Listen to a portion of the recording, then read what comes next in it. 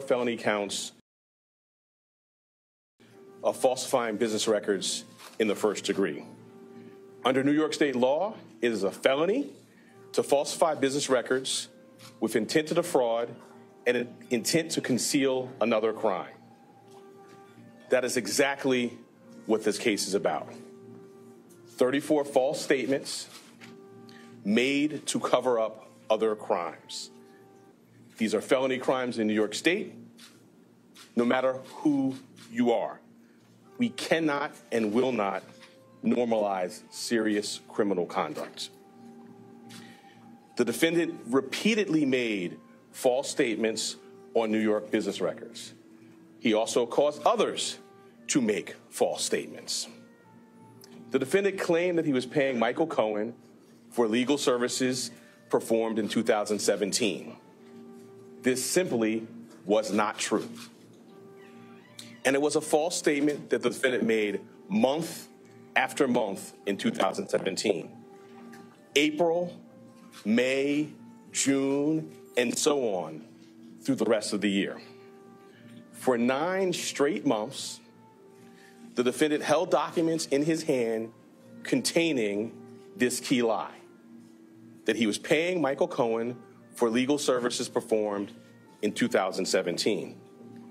And he personally signed checks for payments to Michael Cohen for each of these 9 months. In total, the grand jury found there were 34 documents with this critical false statement. Why did Donald Trump repeatedly make these false statements?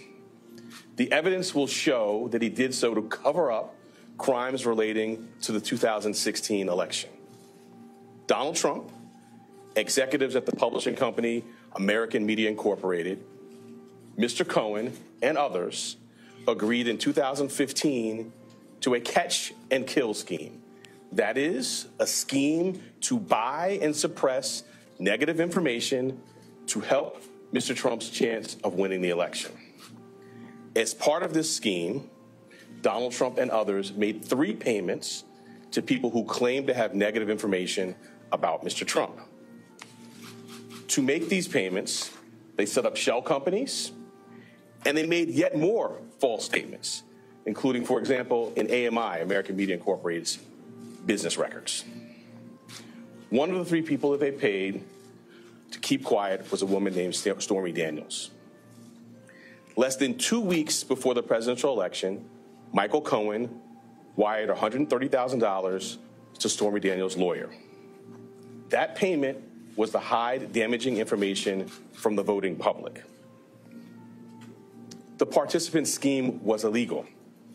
The scheme violated New York election law, which makes it a crime to conspire to promote a candidacy by unlawful means. The $130,000 wire payment exceeded the federal campaign contribution cap, and the false statements in AMI's books violated New York law.